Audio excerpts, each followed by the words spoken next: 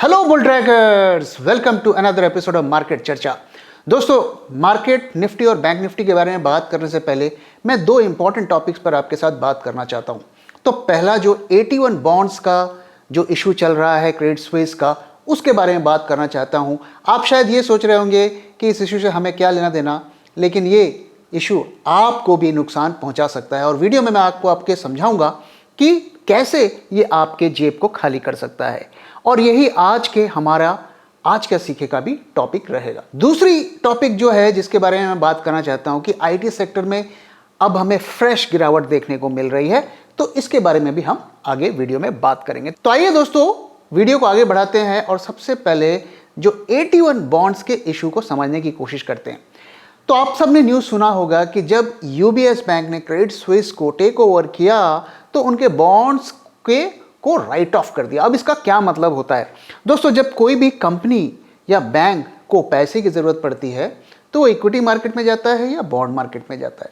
तो बॉन्ड जो होता है एक एफडी की तरह होता है। तो मान लीजिए एक कंपनी या बैंक को 1 करोड़ रुपए की ज़रूरत है, तो और वो इक्विटी मार्केट में नहीं जाना चाहता है, तो उसके पास दूसरा ऑप्शन क्या है कि वो एक बॉन्ड इशू करता है और कहता है ये 1 करोड़ का बॉन्ड है और आप हमें 1 करोड़ रुपए दीजिए, हम आपको ईयरली इंटरेस्ट देंगे या मंथली देंगे या क्वार्टरली देंगे या 6 मंथली देंगे, और जब तक उस बॉन्ड की ड्यूरेशन होती है तब तक हम आपको देते रहेंगे।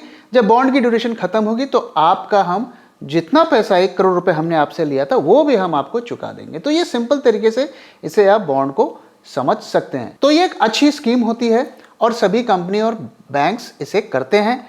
लेकिन 81 बॉन्ड्स जो होते हैं वो नॉर्मल बॉन्ड्स, जो कॉर्पोरेट बॉन्ड्स या दूसरे तरीके के बॉन्ड्स होते हैं, उससे थोड़े अलग होते हैं।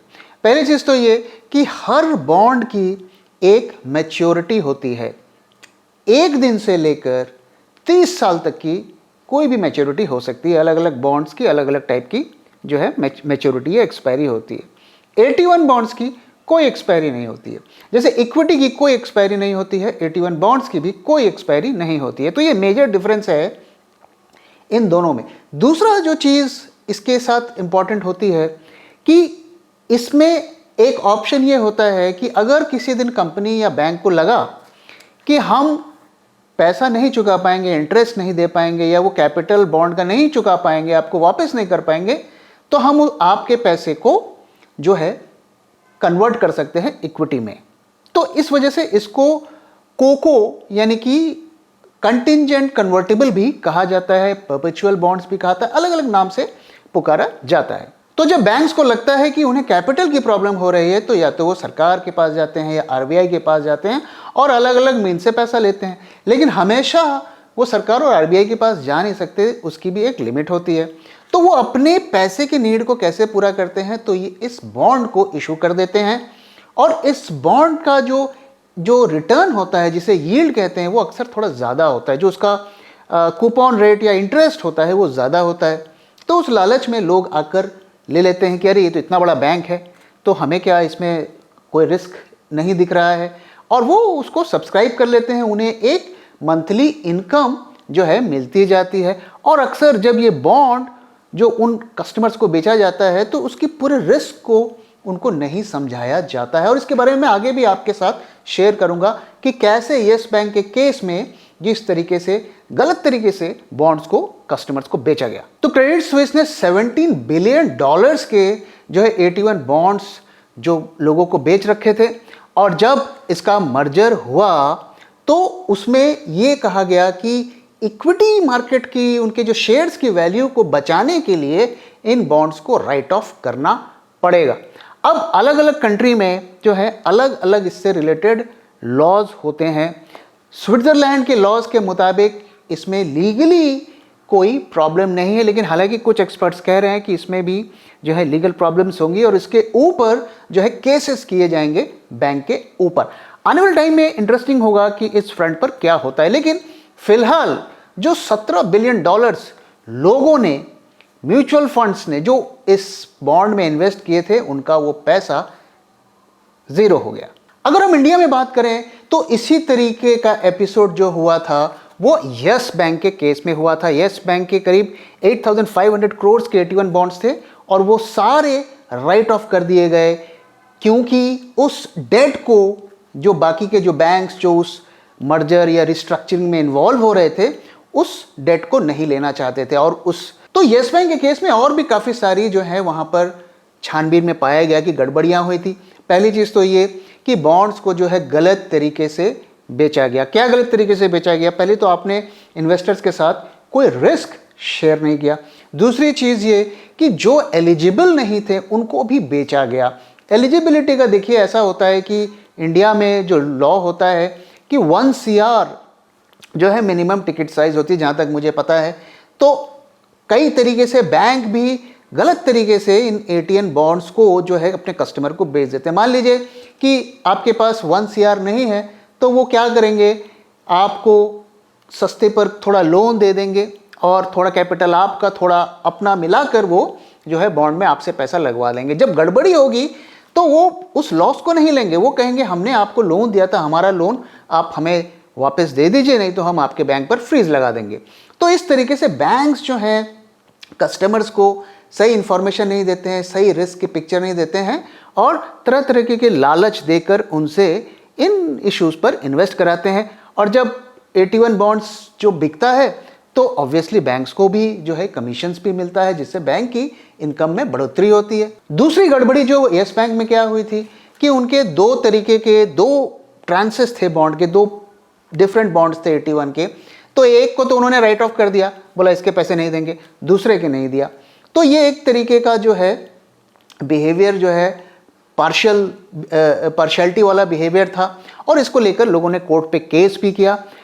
बॉम्बे हाई कोर्ट ने ये कहा कि नहीं इसमें गड़बड़ी हुई है, लेकिन वो अभी भी जो है केसेस उसके चल रहे हैं। और क्रेडिट स्विस में भी अब सुनने को आया है कि वहाँ पे भी कोर्ट केसेस करने की कई लोग तैयारी कर रहे हैं। लेकिन अगर हम इस AT1 बॉन्ड्स की बात करें तो देखिए, जब कोई कंपनी बैंकरप्ट होती है तो सबसे पहला लॉस जिसको मिलता है वो इक्विटी इन्वेस्टर को मिलना चाहिए, क्योंकि इक्विटी जो है उसका इस तरीके का स्ट्रक्चर ही होता है कि भाई इन्वेस्टर ही लॉस लेगा और अगर उस लॉस को देने के बाद कुछ पैसे बचते हैं तो AT1 बॉन्ड्स में जाने चाहिए। क्रेडिट स्विस के केस में आप जो है वो रूल को फॉलो नहीं करते हैं और आप जो है इक्विटी की वैल्यू बचाने के लिए AT1 बॉन्ड्स को राइट ऑफ कर देते हैं। तो अभी देखना है वहां पर क्या होता है। तो अलग अलग कंट्रीज में इसको लेकर अलग अलग लॉज हैं। तो अगर हम इंडिया में बात करें तो AT1 बॉन्ड्स का कितना बड़ा अभी तक यहाँ पर मार्केट है, तो इस साल करंट फाइनेंशियल ईयर में 33,000 करोड़ के AT1 बॉन्ड्स को इशू किया गया और लोगों ने उस पर इन्वेस्ट किया हुआ है। तो इतना पब्लिक का पैसा उस पर लगा हुआ है। और पिछले साल अगर बात करें तो 42,000 करोड़ के AT1 बॉन्ड्स इशू हुए थे और इसी हफ्ते अभी पंजाब नेशनल बैंक 2,000 करोड़ का जो है AT1 बॉन्ड्स इशू कर रहा है। तो ये बॉन्ड्स इसीलिए इशू किए जाते हैं क्योंकि इसे जो है पब्लिक जो है इस पे पैसे लगाती है। तो अगर आप ये सोच रहे हैं कि मैं तो छोटा इन्वेस्टर हूँ, मेरे पास तो करोड़ों रुपए नहीं है, तो मेरे को तो AT1 बॉन्ड से कोई प्रॉब्लम नहीं है, तो आप गलती में है, क्योंकि आप म्यूचुअल फंड में पैसा लगाते हैं और म्यूचुअल फंड्स जो हैं इन AT1 बॉन्ड्स में पैसा लगाते हैं। इनफैक्ट म्यूचुअल फंड्स जो है AT1 बॉन्ड्स के सबसे बड़े सब्सक्राइबर हैं और इस वक्त जो है म्यूचुअल फंड का करीब 35,000 करोड़ का इन्वेस्टमेंट AT1 बॉन्ड्स में है। तो अगर ऐसे बैंक्स का जिस तरीके से क्रेडिट स्विस में हुआ ये इंसिडेंट अगर रिपीट होती हैं तो म्यूचुअल फंड को भी चूना लगेगा और जिसने म्यूचुअल फंड में लगाया है उस पर भी चूना लगेगा। हालांकि सेबी ने कुछ टाइम पहले कुछ गाइडलाइंस दी थी कि किसी भी एक बॉन्ड में म्यूचुअल फंड जो है अपने 5% से ज़्यादा का जो डेट उनका होता है, डेट में इन्वेस्टमेंट होता है, उसका 5% से ज़्यादा किसी एक में नहीं लगाएंगे। दूसरा उन्होंने ये गाइडलाइन दिया था कि जितना भी उनका डेट का टोटल इन्वेस्टमेंट है उसका 10% से ज़्यादा AT1 बॉन्ड में नहीं लगाएंगे। लेकिन खबरों में ऐसा पढ़ने को मिला है कि मिनिस्ट्री ऑफ फाइनेंस ने सेबी को ये कहा है कि इस सर्कुलर को वापस लीजिए, क्योंकि इससे जो है इकॉनमी में जो इन्वेस्टमेंट्स होते हैं उस पर फ़र्क पड़ सकता है, बैंकों के हेल्थ पे भी फ़र्क पड़ सकता है। और ऐसा मैंने कुछ साइट्स पे पढ़ा कि मिनिस्ट्री ऑफ फाइनेंस के ऑब्जेक्शन के बाद सेबी ने जो है उस सर्कुलर को थोड़ा लूज कर दिया है। तो मॉरल ऑफ द स्टोरी ये है कि चाहे इक्विटी मार्केट हो चाहे बॉन्ड मार्केट हो, हमें ऐसा नहीं सोचना चाहिए कि ये तो इतना ज़्यादा इसमें रिस्क नहीं है या इसमें जो है एक लिमिट से ज़्यादा नहीं गिरेगा, ऐसा नहीं सोचना चाहिए। तो मेरी नज़रों में रिस्क दोनों में बराबर है, दोनों में आपकी इन्वेस्टमेंट जीरो हो सकती है, इस बात को हमेशा ध्यान में रखिए। तो आइए दोस्तों अब आईटी सेक्टर के बारे में बात करते हैं। और आईटी सेक्टर में अभी कुछ दिनों से जो है फ्रेश हमें गिरावट देखने को मिल रही है। अगर आप देखेंगे तो टीसीएस में करीब 8-9% की गिरावट हो गई है, इन्फोसिस में भी करीब 8 से 9% की गिरावट हो गई है, और लगभग सभी स्टॉक्स जो गिर रहे हैं, कुछ कम गिर रहे हैं, कुछ ज़्यादा गिर रहे हैं। तो कुछ टाइम पहले जो गिरावट हमें देखने को मिल रही थी उसका ट्रिगर क्या था? उसका ट्रिगर था रिसेशन आएगा, और यूएस में जो है आईटी कंपनी के स्टॉक्स गिर रहे थे तो यहाँ पर भी गिर रहे थे। लेकिन अब ये फ्रेश जो गिरावट हमें देखने को मिल रही है उसके पीछे बैंकिंग क्राइसिस जिम्मेदार है। दोस्तों आपकी जानकारी के लिए मैं बता दूं कि हमारी जो इंडियन आईटी सर्विसेज कंपनी है उनका 41% बिजनेस जो है बीएफएसआई से आता है, यानी banking, financial services and insurance, और उसी सेक्टर में सबसे ज़्यादा क्राइसिस हो रही है। तो उसका जो नियर टर्म में इसमें इम्पैक्ट, डायरेक्ट इम्पैक्ट देखने को मिल रहा है। हमने देखा कि किस तरीके से जो है हमारी लीडिंग आईटी सर्विसेज कंपनी का exposure SVB bank, Credit Suisse में भी है, यूबीएस में भी है। हालांकि वो बहुत ज़्यादा नहीं है, लेकिन प्रॉब्लम ये है कि जिस तरीके से बैंकिंग क्राइसिस हो रही है, कई सारे बैंक्स जो हैं इस वक्त लॉसेस में चल रहे हैं। तो ऐसा कहा जा रहा है एनालिस्ट लोग के द्वारा कि इसकी वजह से आउटसोर्सिंग डील्स में कमी आ सकती है, कॉन्ट्रैक्ट्स रीनेगोशिएट हो सकते हैं, या डिसीजन मेकिंग जो है थोड़ी स्लो हो सकती है, जिसकी वजह से उनको कॉन्ट्रैक्ट्स कम मिल सकते हैं। और जब बैंक अगर प्रॉब्लम्स में आएगा तो ऐसा भी हो सकता है कि उनके कुछ बकाया हैं वो ना मिले। तो कहा जा रहा है कि उनकी ग्रोथ रेट अब स्लो हो जाएगी, 2% से वो ग्रो करेंगे, और ये जो है उनके शेयर प्राइजेस में वही रिफ्लेक्ट होता हुआ दिख रहा है।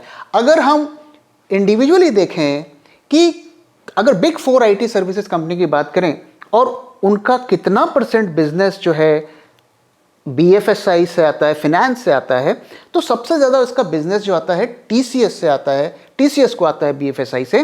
करीब 38.5% बिजनेस उनको जो है फाइनेंशियल सर्विसेज से आता है, और टीसीएस का एक महीने का जो स्टॉक प्राइस अगर आप देखें तो करीब 8.5% गिर चुका है। अगर इन्फोसिस की बात करें तो 29.3% बिजनेस जो है उनका बीएफएसआई से आता है, और उनका 10% स्टॉक गिर चुका है एक महीने में। विप्रो की बात करें तो करीब 20% बिजनेस उनका बीएफएसआई से आता है, और 7% उनका स्टॉक एक महीने में गिर चुका है। एचसीएल टेक का 19% आता है, करीब 19 कहें या 20 कहें, और उनका सबसे कम गिरावट हमें देखने को मिली है 2% की। और जो एम्फेसिस है इसका 62% बिजनेस जो है बैंकिंग सेक्टर, फाइनेंस सेक्टर से आता है, और एक महीने में इसका 17% स्टॉक गिर चुका है। तो आप क्लियरली देख सकते हैं कि एक तरीके का कोरिलेशन हमें दिख रहा है कि जितना ज़्यादा एक्सपोजर इन कंपनीज का फाइनेंशियल सर्विसेज में है उतनी ज़्यादा इनके शेयर में गिरावट देखने को मिल रही है। तो जब तक ये क्राइसिस होती हुई हमें दिख रही है, आईटी के स्टॉक्स जो हैं प्रेशर में बने रहेंगे, और जितनी ज़्यादा क्राइसिस बढ़ेगी उतने ज़्यादा ये शेयर भी गिरेंगे, जैसा कि मैंने आपको डेटा दिखाया। ये दोस्तों अब ज़रा मार्केट की बात करते हैं। सबसे पहले हम निफ्टी का इंट्राडे में ओवाई की सिचुएशन को देखने की कोशिश करते हैं। तो आज का दिन जो है बहुत ही बोरिंग दिन था, किसी भी तरफ पैसा कमाना मुश्किल लग रहा था। काफ़ी एक छोटे से रेंज में मार्केट ने मूव किया और कोई बड़ी मूवमेंट हमें देखने को नहीं मिली। मार्केट इस वक्त एक वेट एंड वॉच मोड में है, यूएस मार्केट से क्यूज लेने की कोशिश कर रहा है, और खास करके कैश मार्केट में जो है वॉल्यूम काफ़ी ज़्यादा कम था निफ्टी में। कॉल्स की ओआई को ट्रैक करें तो आप देखिए यहाँ पर शुरू होता है और यहाँ पे ख़त्म होता है। तो थ्रू आउट द डे कुछ खास कॉल एडिशंस नहीं हुई, लगभग इतना ही कॉल की एडिशंस हुई जो कि एवरेज से कम रही, और पुट में भी कुछ खास होता हुआ हमें नहीं दिखा है। तो आइए दोस्तों अब हम ऑप्शन चेन की एक एनालिसिस करते हैं, और इसमें भी कुछ खास बदलाव होता हुआ नहीं दिख रहा है। कल के वीडियो में मैंने आपके साथ कहा था कि 17,000 पे काफ़ी हेवी पुट की राइटिंग की गई है, और वो पोजीशंस अभी भी बनी हुई है। तो ये क्लियरली बताता है कि अभी ट्रेडर्स एक्सपेक्ट करते हैं कि 17,000 इतनी आसानी से टूटने वाला नहीं है। दूसरी तरफ 17,500 में भी काफ़ी सारी कॉल की राइटिंग की हुई है, तो लोगों ने यहाँ पर कॉल को बेचा है 17,500 में, और 17,000 पे पुट को बेचा हुआ है। एक तरीके का यही पोजीशंस बनती हुई हमें दिख रही है। लेकिन एक चीज को जरा गौर करिए कि 17,002 से ही स्ट्रॉन्ग रेजिस्टेंस बनता हुआ हमें दिख रहा है। तो नियर टर्म की अगर बात करें तो 17,000 17,200 के का यही रेंज बन रही है और इसके ऊपर मार्केट को जाने में थोड़ी दिक्कतें आएंगी। तो मार्केट जैसे कि मैंने बताया एक ट्रिगर का वेट कर रहा है और उसके बाद ही एक डिसाइसिव मूव लेगा। फिलहाल ये अब डे वाइज ओआई की एक एनालिसिस कर लेते हैं। तो जैसा कि हम आपको लगातार वीडियो में दिखा रहे हैं कि इसमें हम दो पार्ट्स में एनालिसिस करते हैं। ऊपर में हम स्टॉक ऑप्शंस को लेते हैं जिसमें से हम निफ्टी बैंक निफ्टी को निकाल लेते हैं और नीचे में हम निफ्टी और बैंक निफ्टी को लेते हैं। तो सिचुएशन में यहाँ पर कुछ खास बदलाव होता हुआ हमें नहीं दिख रहा है। एक अगर आप चीज़ को ऑब्जर्व करें तो यहाँ पर हमें जनरल मार्केट में, ब्रॉडर मार्केट में हमें कॉल की ओआई में हल्की गिरावट होती हुई हमें दिख रही है। कोई खास सिग्निफिकेंट नहीं है, लेकिन जैसा कि मैं आपको बता रहा हूं कि इस वक्त मार्केट जो है ट्रिगर्स का वेट कर रहा है, तो वही यहां पर रिफ्लेक्ट होता हुआ दिख रहा है। पोजीशंस में कोई खास बदलाव नहीं है। माइनर जो है कॉल की जो राइटिंग्स हैं उसको कट किया गया है कंसिडरिंग द अनसर्टेनिटी। तो ये भी कहीं ना कहीं थोड़ी बहुत जो है बुलिशनेस की तरफ ही हमें इशारा कर रहा है। दूसरी तरफ अगर आप देखिए तो इंडेक्स में अगर आप देखिए तो काफी जो है कॉल्स की ओआई को अनवाइंड किया गया है और एक बार फिर आज के बाद हमें अनवाइंडिंग होती हुई दिख रही है। तो क्लियर कट एक शॉर्ट टर्म में छोटा बाउंस की पॉसिबिलिटी है, जैसे कि मैं आपको लगातार बता रहा हूं, कल की वीडियो में बता रहा हूं। ओवरऑल इस वक्त अगर बात करें तो हमें बड़ी पोजीशंस को नहीं बनाना चाहिए और अगर हम प्रॉफिट में बैठे हैं तो प्रॉफिट को हमें बुक करके ले लेना चाहिए या अपने हेजेस को एक्टिवेट करना चाहिए। अगर हम लेवल्स की बात करें दोस्तों, मैं कोई अभी फ्रेश लेवल्स आपको शेयर नहीं कर रहा हूं। कल का वीडियो रेफर करिए, जो लेवल्स मैंने वहां पर शेयर किए थे और स्ट्रैटेजीज शेयर की थी उसी पे फिलहाल हमें स्टिक करना है।